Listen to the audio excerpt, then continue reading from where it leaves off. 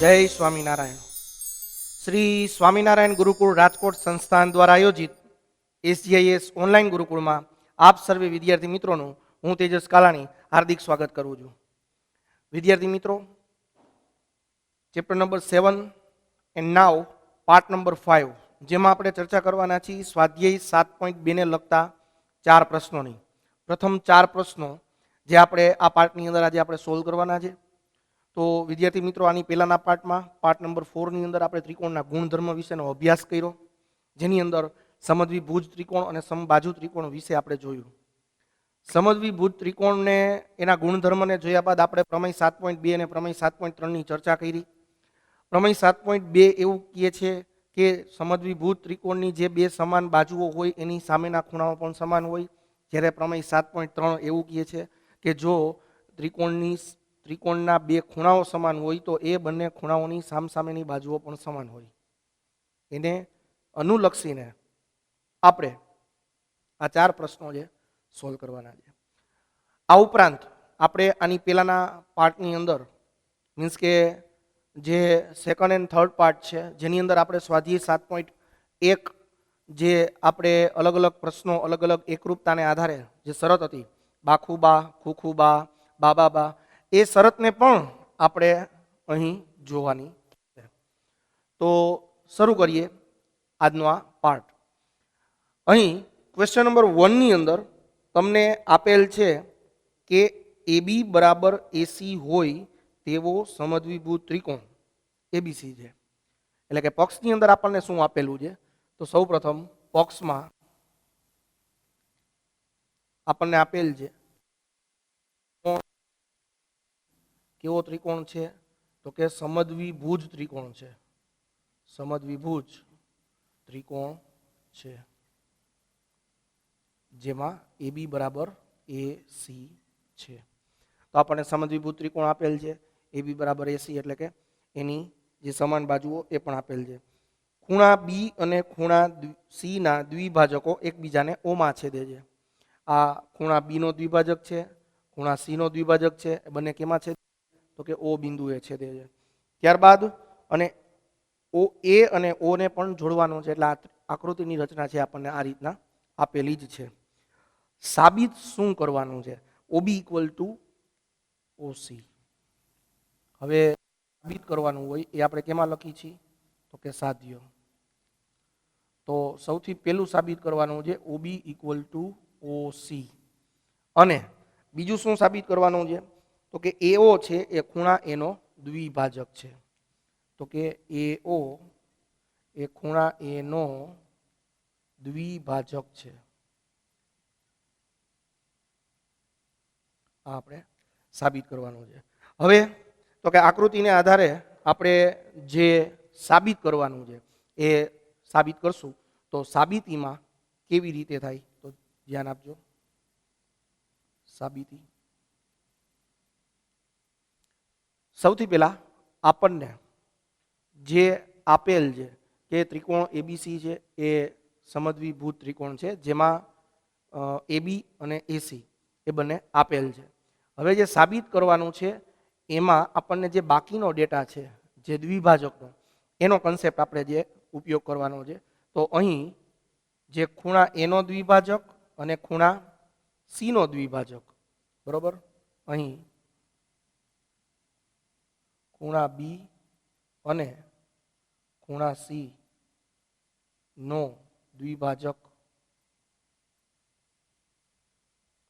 O બિંદુમાં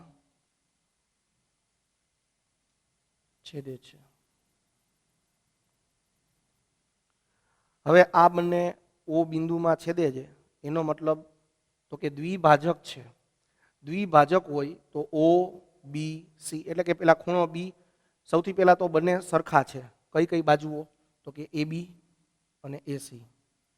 AB અને AC. જો બંને બાજુઓ સરખી હોય તો બંનેના સામસામેના ખૂણા પણ સરખા હોય. તો એનો મતલબ શું થશે?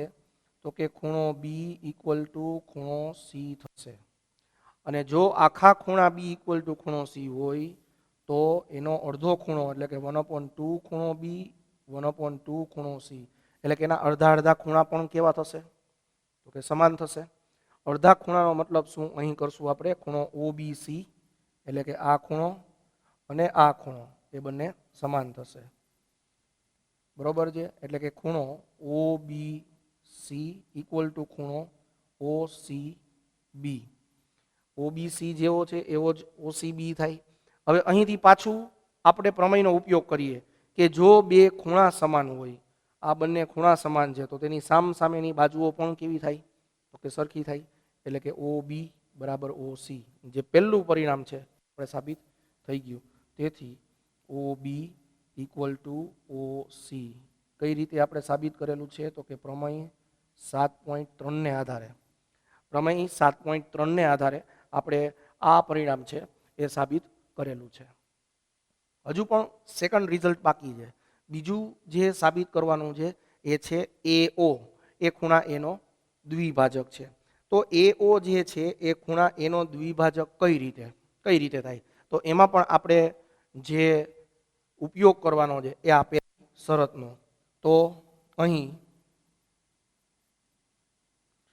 સૌથી પહેલા આપણે બંને ત્રિકોણ લઈ લઈ, ત્રિકોણ AOB અને ત્રિકોણ AOC. એટલે કે ત્રિકોણ AOB અને ત્રિકોણ AOC માં આ બંને ત્રિકોણની અંદરની વાત કરીએ તો એની અંદર કઈ રીતે થશે?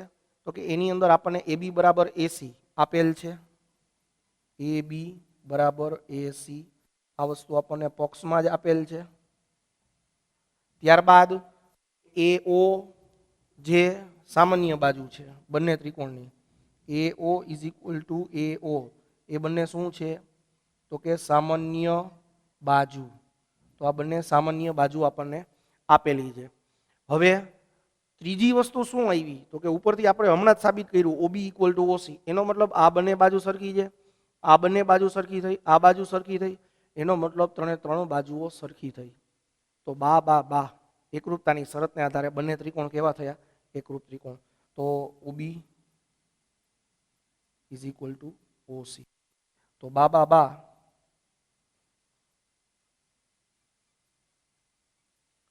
શરતને આધારે શરતને આધારે આપણે શું કહેશું?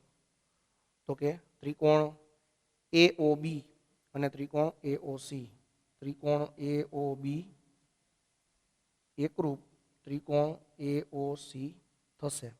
અને જો ત્રિકોણ એકરૂપ હોય તો આપણે એને જે એંગલ છે એ પણ સમાન થશે. તો BAO, તો કે ખૂણો BAO ઇઝ ઇક્વલ ટુ ખૂણો CAO, ઇઝ ઇક્વલ ટુ ખૂણો CAO. તો આ બંને ખૂણા સમાન હોય એનો મતલબ તો કે AO દ્વિભાજક છે. તેથી AO એ ખૂણા A નો દ્વિભાજક છે.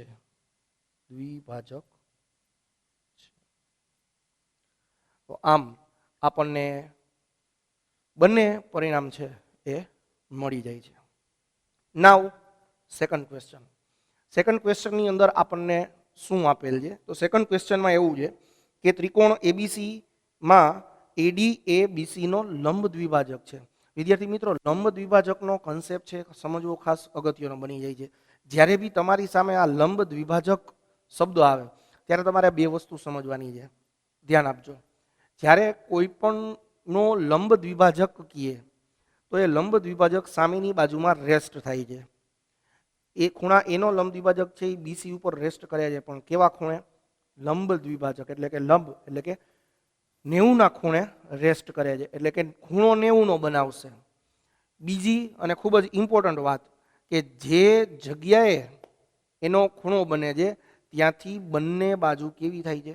સમાન થાય છે. એનો મતલબ કે અહીં D બિંદુ છે એ BC નું મધ્ય બિંદુ થશે. એનો મતલબ પણ શું થશે? તો કે BD બરાબર CD થશે.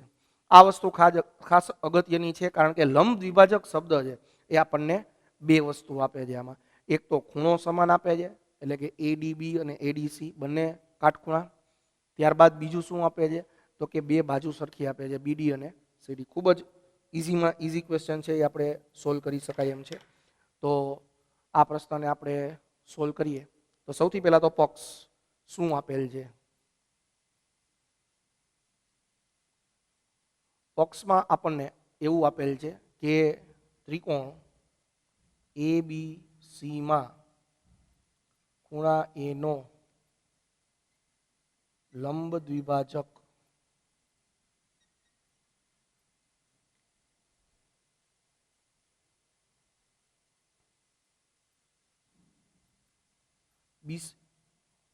AD એ BC નો લંબ દ્વિભાજક છે. આપણે BC નો લંબ દ્વિભાજક છે. આપણે BC નો લંબ દ્વિભાજક AD છે. ત્રિકોણ ABC માં BC નો લંબ દ્વિભાજક શું કહેવાય? AD છે. ઓકે, હવે આપણે સાબિત શું કરવાનું છે? ધ્યાન આપજો. જે સાબિત કરવાનું છે એને આપણે સાધ્ય કહેશું. તો સાબિત કરવાનું છે કે AB બરાબર AC હોય તેવો સમદ્વિભુજ ત્રિકોણ છે. AB બરાબર AC હોય તેવો સમદ્વિભુજ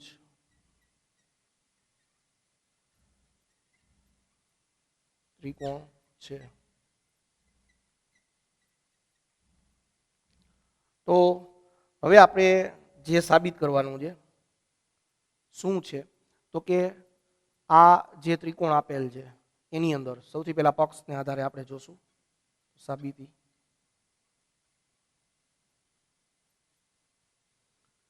તો કે ત્રિકોણ ADB અને ત્રિકોણ ADC માં ત્રિકોણ ADB અને ત્રિકોણ ADC માં આ બંને ત્રિકોણની વાત કરી તો સૌથી પહેલા આપણને જે ખૂણો બને છે એ ખૂણો કયો બને છે? તો કે ખૂણો ADB ઇઝ ઇક્વલ ટુ ખૂણો ADC. આ બંને કેવા ખૂણા બને છે? કાટખૂણા. બંને કાટખૂણા છે કારણ કે લંબ દ્વિભાજક આપેલો છે. એક વાત આપણે કરી કે બંને કાટખૂણા છે. હવે બીજી કઈ બાબત? તો બીજી બાબત છે એ થશે જે સામાન્ય બાજુ છે AD is equal two AD. આ કેવી બાજુ થશે? તો કે સામાન્ય બાજુ. આ સામાન્ય બાજુ થશે. ત્યારબાદ હવે મેઇન વસ્તુ જે તમને યાદ રાખવાનું કીધું હતું કે લંબ દ્વિભાજક હોય, પરપેન્ડિક્યુલર બાયસેક્ટર હોય તો એ બે બાજુ સમાન આપે છે. કઈ કઈ? તો કે BD અને CD. તો કે BD is equal two CD. બરોબર છે? તો અહીંયા બાખુબા પૂર્વ ધારણાને આધારે સાબિત થશે. બાખુબા શરતને આધારે જે બંને ત્રિકોણ આપણે લીધા હતા ત્રિકોણ ADB એકરૂપ ત્રિકોણ ADC આ આપણને સાબિત થાય છે. અને આ સાબિત થયા પછી હવે જે આપણે સાબિત કરવાનું હતું એ CPCTને આધારે સાબિત કરશું. તો સાબિત કરવાનું હતું AB equal to AC. AB equal to AC આવે છે. તેથી AB ઇક્વલ ટુ AC કેને આધારે? અનુરૂપ એકરૂપ ત્રિકોણની અનુરૂપ બાજુ CPCT. બરોબર છે? અને AB ઇક્વલ ટુ AC હોય તો આ ત્રિકોણ છે એ કેવો ત્રિકોણ થશે? તેથી ત્રિકોણ ABC સમદ્વિભુજ ત્રિકોણ થશે. સમદ્વિભુજ ત્રિકોણ થશે. તો વિદ્યાર્થી મિત્રો આપણે આ પ્રકારના ક્વેશ્ચન છે એ શરતને અનુલક્ષીને આપણે જે કંઈ પણ કન્સેપ્ટ જોયા છે, ગુણધર્મ જોયા છે એ બંનેને અનુલક્ષીને આપણે જે ક્વેશ્ચન સોલ્વ કરી શકીએ. હવે નેક્સ્ટ ક્વેશ્ચન આપેલો છે ત્રિકોણ ABC. એની અંદર આપણને બે વેધ આપેલા છે BE અને CF. આ બંને તેની અનુરૂપ બાજુઓ એટલે કે AB પરનો વેધ CF છે અને બાજુ AC પરનો વેધ BE છે જે આપણને ત્રિકોણની અંદર આપેલ છે. પરંતુ પક્ષ પ્રમાણે આપણે એને દર્શાવવું પડે. તો પક્ષ પ્રમાણે આપણે એને કઈ રીતે દર્શાવાય તો એ જોઈએ. ત્રિકોણ ABC સમદ્વિભુજ ત્રિકોણ છે. પક્ષમાં આપણને આપેલું છે ત્રિકોણ ABC સમદ્વિભુજ ત્રિકોણ છે. ત્રિકોણ એબીસી એ સમદ્વિભુજ ત્રિકોણ છે. ત્યારબાદ આપેલ છે કે બીઈ અને સીએફ એ અનુક્રમે સમાન બાજુઓ, સમદ્વિભુજ હોય એટલે સમાન બાજુઓ હોય. કઈ કઈ સમાન બાજુઓ છે? તો કે એબી બરાબર એસી, એબી બરાબર એસી. હવે વેધ આપેલ છે તો વેધને કઈ રીતે દર્શાવાય?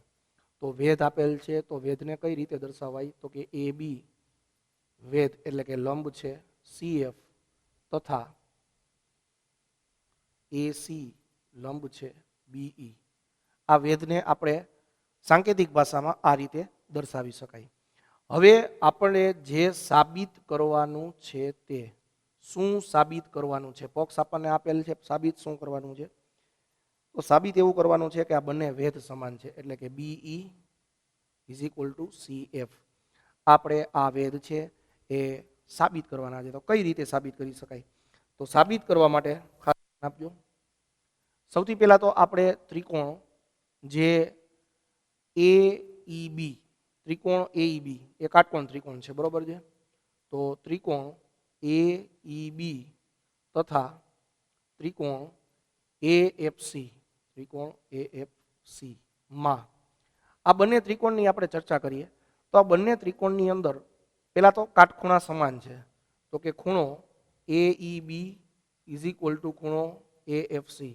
આ કેવા ખૂણા છે? તો કે કાટખૂણા આપણને આપેલ છે, એટલે એક ખૂણો તો સમાન છે જ. આ ઉપરાંત આપણને આપેલ છે એ છે AB is equal to AC. તો કે AB is equal to AC, AB is equal to AC. તો આ વસ્તુ આપણને આપેલ છે કેમાં? તો કે પક્ષમાં, એટલે કે પક્ષ પરથી. પક્ષ પરથી. આ ઉપરાંત બીજું શું આપેલું છે? આ ઉપરાંત આપણને જે ખૂણો એ છે એ સામાન્ય આવે છે. કેવો આવે છે? સામાન્ય આવે છે. તો કે ખૂણો એ બરાબર ખૂણો એ કેવો ખૂણો થશે? તો કે સામાન્ય ખૂણો, સામાન્ય ખૂણો થશે. તો અહીં બે ખૂણા છે અને એક બાજુ છે. એનો મતલબ કઈ પૂર્વધારણા થશે? કઈ આપણે શરત થશે? તો કે ખૂ ખૂ બા, એટલે કે ખૂ ખૂ બા શરતને આધારે, ખૂખુબા શરતને આધારે આપણે શું કહેશું? તો કે આપણે જે ત્રિકોણ લીધા છે, કયા ત્રિકોણ લીધા છે? એઈબી અને ત્રિકોણ એએફસી. ત્રિકોણ એઈબી એકરૂપ ત્રિકોણ એએફસી. હવે આ બંને ત્રિકોણ જો એકરૂપ હોય તો તેની અનુરૂપ બાજુઓ, એકરૂપ ત્રિકોણની અનુરૂપ બાજુઓ સીપીસીટી. આ વસ્તુ ખાસ યાદ રાખજો વિદ્યાર્થી મિત્રો, કારણ કે કોઈ પણ ક્વેશ્ચન હશે એમાં સીપીસીટીનો કોન્સેપ્ટ આવી જ જશે.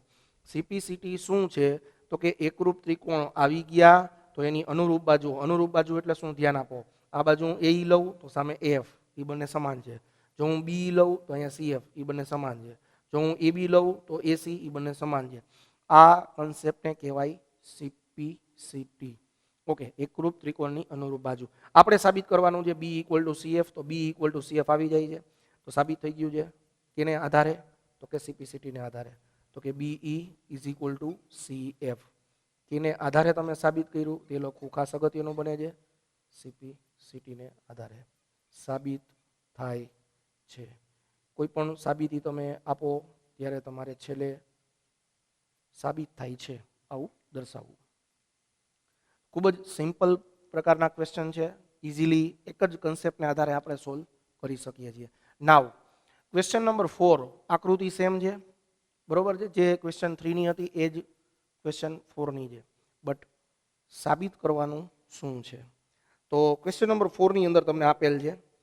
ક્વેશ્ચન નંબર 4 ની અંદર ત્રિકોણ એબીસી ની બાજુઓ એસી અને એબી પરના બે વેધ સમાન આપી દીધા છે. આમાં સમાન સાબિત કરવાનું હતું, આમાં સમાન આપી દીધા છે. તો પક્ષ એમાં ત્રિકોણ એબીસીમાં